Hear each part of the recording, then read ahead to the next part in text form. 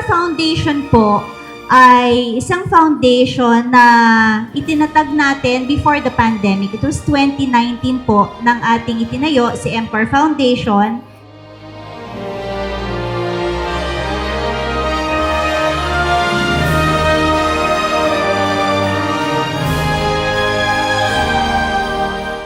Partner po ng ating kumpanya, si MCOR, na nagdi-distribute ng mga health and wellness products. Nandito po si MCOR Foundation para tumulong po sa inyo in partnership with Vincentian Foundation, GMA Kapuso Foundation. Marami po tayong mga partner foundations at kaya po natin ito ginagawa para mas marami pong matulungan.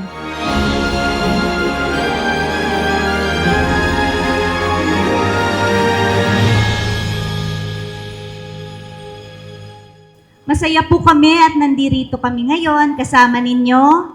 Ito ay isang napakalaking blessing po sa ating lahat. Kami po napapasaya ninyo kami dahil nandito po kami, binigyan nyo kami ng pagkakataon na dalawin po kayo dito.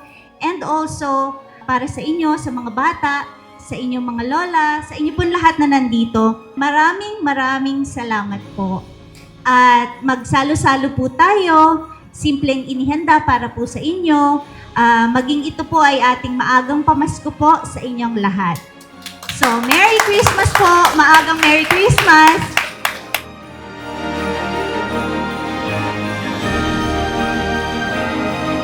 Sino yung lumalabas tuwing Christmas na nakapula, mataba? Jollibee! Jollibee! Jollibee! Jollibee!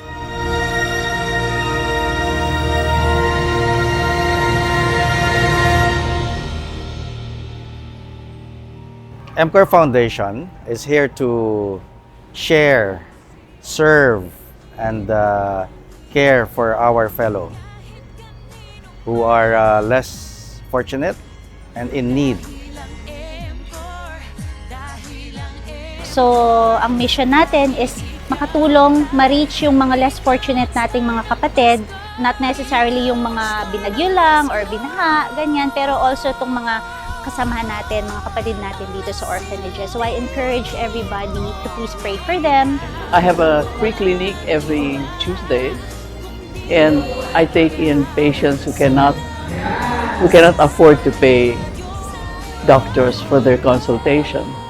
At ako'y natutuwa dahil ang inyong activity or outreach program dito ay nag-uumpisa sa banal na Eucharistia. Isang mahalagang yugto para sa aming Daughters of Charity at lalong-lalo na dito sa mga residents ng Hospicio de San Jose. MCOR! MCOR! MCOR! MCOR! MCOR!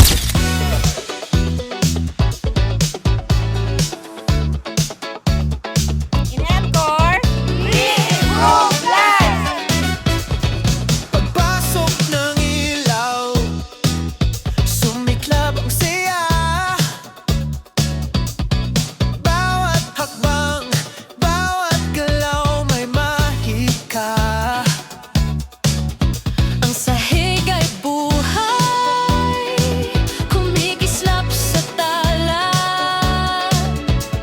This year, we have chosen to celebrate differently by sharing our blessings with the less fortunate, embodying the true essence of thankfulness and generosity. Despite the challenges that we faced, we stand here today united and stronger than ever, a testament to our resilience and determination.